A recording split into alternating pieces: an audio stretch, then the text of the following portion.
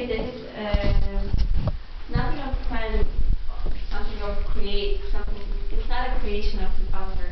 He just took it and put it into the hall, so in the exhibit hall, so that people can see it. And he called it like the rebellion against the art, against the purpose of art. And what is the idea of this piece of? Like, the idea is that art is not an art anymore in common sense. It's something else, something new, and you should think, like, here, one of the ideas of conceptualism is that you have a choice now. You can like or not like it. If previously the art was regarded as you should always like it, because art, now it's your choice, because you are a participant of this creation of art. Art may be a moment, just a moment, something like, for example, pulling the balloons up to the sky. Like, it was just for 3-5 seconds, like for 3-5 minutes, and that's it. No one will see it again, but it was the art. It was the creation. For example, so that if previously we had an idea that art is something that can last for some time, for example, the picture, you can see pictures from 70s, 9th, no. Now art is a moment. And art is a rebellion against why only rich people should see it, why only the ones who have money to buy a ticket, for example, to go to exhibitions to see it. No. Now everybody can see it. Like the previous picture from the street in Paris. You could just go to the street and see it. There was somewhere there. Yeah, here. And the traffic was stopped just to do this. And as far as I remember, it's oil cans, right? It is oil cans. Yeah. I'm not sure if they picked the colors, if there was a purpose or something about the colors, but the idea was that art is for ordinary people now. And it's not always that you should have money to see it, or understand it, or take it, or accept it. And I just wanted to give you some like prominent examples of conceptual art, like 2 or 3 of them.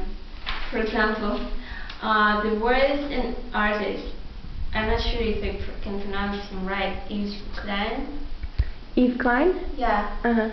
He created his works in the 60s, and one of his most prominent creation called A Leap into the Void, in which he attempts to fly by leaping out of a window. He stated the painter has only to create one masterpiece, himself, constantly, and jumped out of the window. Thanks that I worried about him, but I found out that after some years he created something again, and I calmed down because I thought that he was dead. But thanks God, no. I mean, it was also an art, the creation. Another prominent example of conceptualism was the work of Piero Manzoni in 1961, and it was called Artist's Ship. He did it purposely, so it was tints perfectly containing his own thesis. I mean, no one ever opened it to find out if there really were in the tints, but he called it, and he said, if you love an artist, you should love everything about him.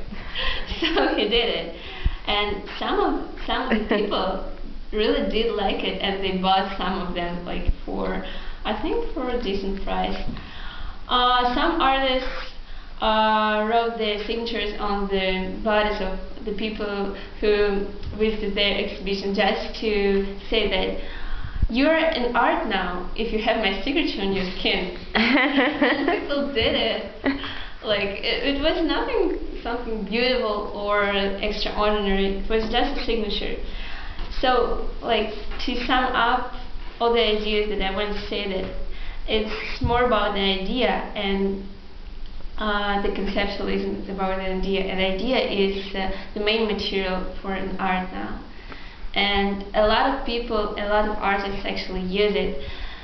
They may not call it an art, or they may not call it the conceptual art, but I think more or less they use the idea as the material, most of them. Cool. Awesome idea. Thank you very much.